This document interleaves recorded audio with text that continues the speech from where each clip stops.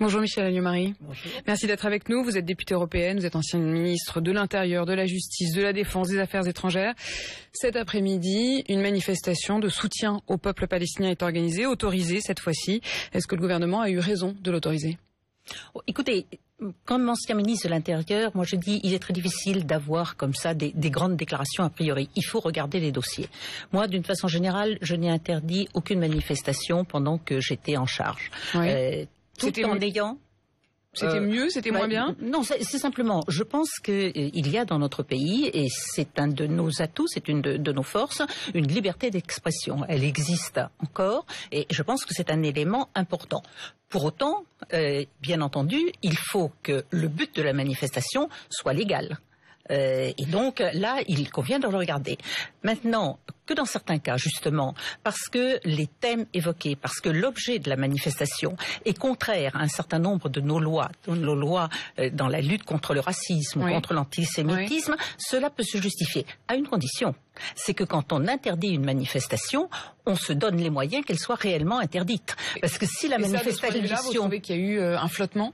La première manifestation, ça me paraît évident. On interdit une manifestation, elle a lieu quand même. Et elle donne lieu à des tas de débordements. Ce qui veut dire quoi ? Ça veut dire simplement que le gouvernement n'a pas pris les moyens de faire respecter sa décision, ce qui porte atteinte à son autorité et à son image. Et c'est très grave dans un pays quand la loi n'est pas respectée, quand la décision gouvernementale n'est pas respectée. Mais vous-même, vous disiez que vous n'aviez pas fait interdire de manifestation lorsque vous étiez ministre de l'Intérieur, c'est vrai, mais il y avait eu quand même des débordements, notamment en 2009. Vous aviez effectivement choisi de ne pas interdire les manifestations. Il y avait quand même 25 000 manifestants, des magasins vandalisés, incendiés, 10 policiers blessés.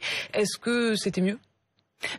On n'a pas fait mieux cette fois-ci en l'interdisant. On a été incapable de le faire. Et surtout, cela nous a permis aussi d'isoler un certain nombre de ces casseurs, parce qu'il y a toujours des casseurs du gouvernement aujourd'hui. Il y a aussi des casseurs, et ça nous a permis de les interpeller et d'aboutir à un certain nombre de condamnation. C'est ça ce qui est important. Mais encore une fois, là, ça n'est pas l'autorité de l'État qui est en jeu, puisque la manifestation là, si vous estimez qu'à partir du moment où elle est interdite et qu'elle a quand même lieu, c'est l'autorité. Okay. En dehors du fond, le vrai problème, c'est on prend une décision, cette décision doit être respectée. Quand on interdit une manifestation et qu'elle a lieu quand même, eh bien, cela veut dire qu'on n'a pas pris les moyens de faire respecter sa propre autorité. Ces casseurs, il y a eu des premières condamnations qui ont été prononcées, et notamment hier soir des condamnations à la prison ferme pour les casseurs. 4 personnes condamnées à la prison ferme, ça va de 3 à 6 mois de prison. Est-ce que ça vous paraît juste ? Ça me paraît insuffisant.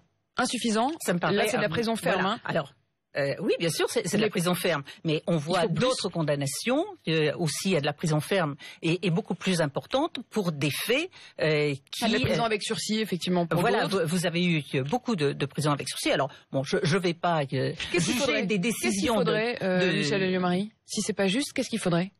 Écoutez, moi, je ne suis pas à la place des juges, et encore une fois, comme ancien garde des Sceaux, je me garderai bien de critiquer une décision. Oui, mais vous dites malgré tout que c'est pas juste.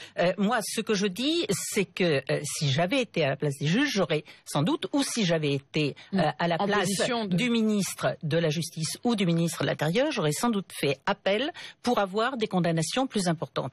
Parce qu'il ne faut pas oublier une chose, c'est qu'une condamnation, ça a pour but effectivement de sanctionner des fautes, mais c'est également un élément de la dissuasion. Si vous avez des gens qui savent qu'ils peuvent aller casser, ils peuvent aller prononcer des termes tels que mort aux juifs, puisque ça a été prononcé, qu'ils peuvent piller des magasins en ayant de la prison avec sursis, eh bien, ça n'est pas une incitation à la retenue. C'est au contraire un encouragement à recommencer. Et c'est la raison pour laquelle je pense qu'il est indispensable qu'il y ait des peines qui soient lourdes.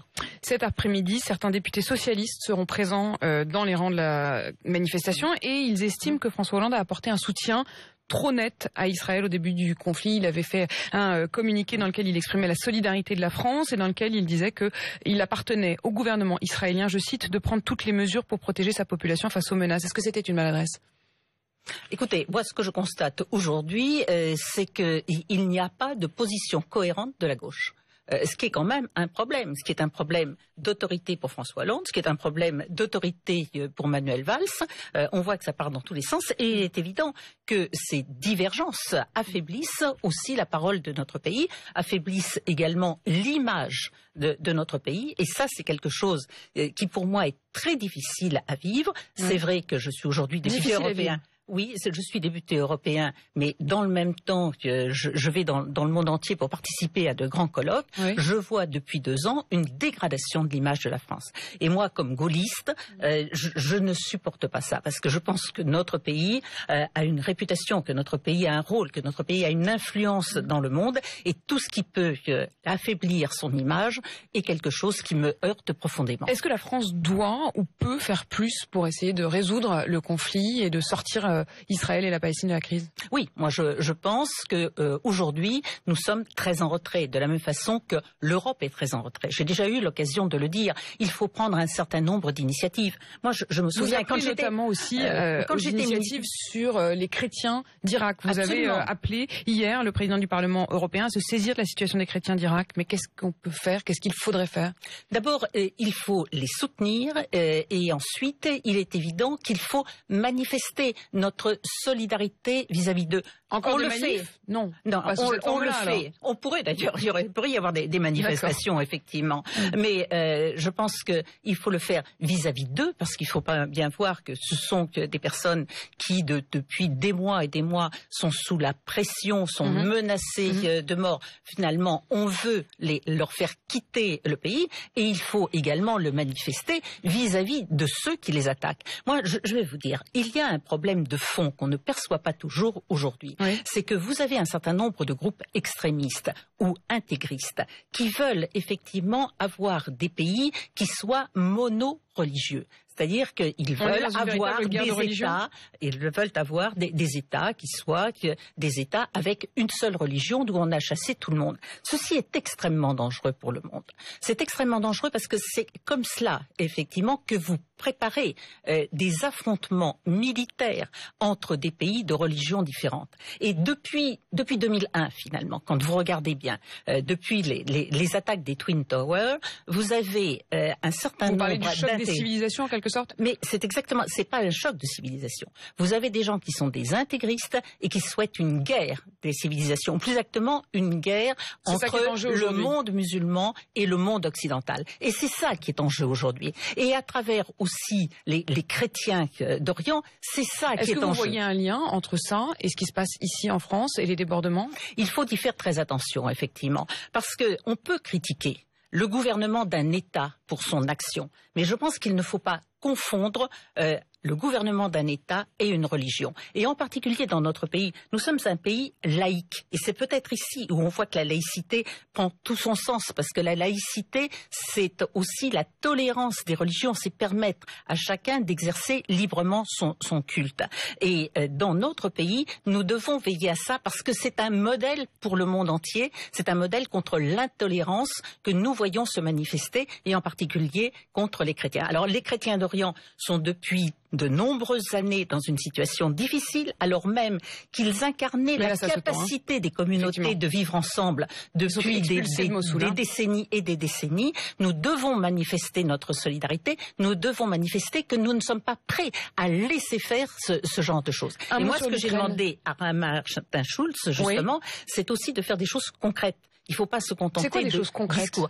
Des choses concrètes. C'est par exemple ce que nous avons fait. C'est par exemple ce que nous avons fait il y a quelques années. Je ne sais plus si j'étais ministre de la Justice, peu importe d'ailleurs. Mais par exemple, quand nous avons accueilli ici un certain nombre de chrétiens qui avaient été blessés. Voilà. Il faudrait qu'aujourd'hui la France accueille ou l'Europe. De toute façon, provisoirement, parce qu'il ne faut pas, et c'est d'ailleurs ce que craignaient les autorités religieuses avec qui j'en avais parlé à l'époque, il ne faut pas que cela devienne un prétexte ou une occasion pour ceux qui veulent les chasser de leur pays, de les expulser et finalement de les empêcher de rentrer. Mais nous devons aussi manifester très clairement et très concrètement notre solidarité. Juste un mot, David Cameron a appelé hier la France à renoncer à livrer ses Mistral à la Russie. Est-ce qu'il faut suspendre les contrats ? Écoutez, ça c'est au gouvernement de voir dans quelles dispositions il doit le faire et dans quelles conditions il doit le faire. Moi, je n'ai pas vu la rédaction de ces contrats. Il est évident que si nous le faisions, il y aurait certainement de très grosses indemnités à payer. D'autre part, est-ce qu'on en a les moyens, c'est ça la question ? Est-ce qu'on en a les moyens ? D'autre part, il faut voir qu'il y a un certain nombre de pays qui sont parfaitement hypocrites en la matière, parce que ils nous attaquent, mais d'un autre côté, eux-mêmes ne sont pas exemplaires vis-à-vis du respect d'un certain nombre de restrictions ou d'un certain nombre d'embargos dans tous les domaines. En France, Michèle Alliot-Marie, hier vous étiez au dernier bureau politique de l'UMP avant l'été. Vous avez évoqué notamment l'organisation du congrès à la rentrée. Est-ce que vous voyez un peu le bout du tunnel ? Écoutez, moi je pense que le bout du tunnel, il ne peut passer que par les militants. Vous savez, dans tous les partis et dans le nôtre en particulier, il y a souvent eu des situations un peu semblables à celle-ci. Moi-même, c'est un peu dans une situation telle que celle-là que j'ai repris le RPR. Il y a maintenant une dizaine d'années. C'est vrai qu'il y avait des problèmes d'opposition de personnes, de lutte de présidentielle. Les sommes sont peut-être un peu plus importantes, mais moi, ce que j'ai fait à l'époque, ça a été de dire, ce qui compte dans un parti, ce sont moins les dirigeants que les militants. Les militants sont attachés à des valeurs, c'est sur eux qu'il faut s'appuyer, c'est à eux qu'il faut redonner la parole. Écoutez, moi, je plaiderai en tous les cas pour ça, parce que effectivement, c'est grâce aux militants et en leur donnant la parole, beaucoup plus que grâce aux dirigeants, que l'on fait vivre un parti. Nos militants sont toujours attachés à leurs valeurs, et à partir de là, ils ont envie de les défendre. Et quand on voit la situation de la France, on se rend compte qu'il y en a besoin. Alors, il y a des problèmes financiers. Voilà, l'impression. Et puis, il y a aussi quand même des dénonciations qui continuent. Regardez Valeurs Actuelles et qui révèlent que l'UMP a remboursé pour 300 000 € de frais de déplacement en 2009 et 2010 pour François Fillon, notamment des avions privés. Est-ce que ça vous paraît normal ? Écoutez, moi, encore une fois, je n'en sais rien et je n'ai pas envie de rentrer dans tout ça. Moi, ce que je dis simplement, c'est qu'il y a un certain nombre. C'est aussi une des choses qu'il ne faut pas faire. Il y a la moitié des problèmes financiers qui sont par exemple dus au fait que l'on a emprunté pour devenir propriété d'un siège. Moi, je l'avais dit au moment du RPR, nous avions un siège. Nous avions un siège qui était pratiquement payé et pour des raisons psychologiques, d'ego de certains de ces messieurs, on a vendu ce siège pour prendre une location avec des travaux qui ont pratiquement pris le péché d'orgueil. Je pense que dans un certain nombre de cas, il y a effectivement péché d'orgueil de la part de certains. Ceci dit, moi, j'avais pris une situation difficile. En supprimant, il n'y a eu aucun voyage en avion. Je crois qu'il y a eu un voyage en avion privé pendant 2 ans. Il n'y a eu aucune rémunération d'aucun des dirigeants. Et à partir de là, quand on est un peu sévère sur ça, on arrive effectivement à redresser la situation. Et ça n'empêche pas de gagner, car je rappelle une chose, en 2 ans et demi, il y a eu 5 élections. Nous avons gagné les 5 élections. Je crois que ça n'est jamais arrivé dans l'histoire de notre famille. Ça veut dire qu'aujourd'hui, il y a une totale dérive, il y a un sentiment d'impunité, ils ne se sont pas rendus compte. Ils ne se sont pas rendus compte. Je pense que les querelles de personnes et de leurs entourages, parce qu'ils jouent aussi, sont la pire des choses dans un mouvement. Je n'ai jamais voulu faire partie d'aucune écurie présidentielle, je ne fais partie d'aucun clan, je n'ai même pas pris position, d'ailleurs officiellement, en ce qui concerne les élections à la dernière présidence du mouvement. Et moi je dis, il faut un peu faire passer de côté les égos des uns et des autres pour s'occuper de l'intérêt général. Vous avez dit que quand vous étiez à la tête du RPR, certains hommes au parti méritaient la fessée. Est-ce que c'est toujours le cas ? Oui, c'est toujours le cas. Il y a des fessées qui se perdent parfois. Il y a des fessées qui se perdent encore aujourd'hui. Et cette semaine, Bruno Le Maire a dit qu'il fallait, je le cite, que le président de l'UMP ait des couilles. Ça reste un monde d'hommes. Assez curieusement d'ailleurs, c'est vrai que peut-être avec la crise, on a l'impression que de nouveau on se retrouve face à une volonté de beaucoup d'hommes de garder pour eux le pouvoir.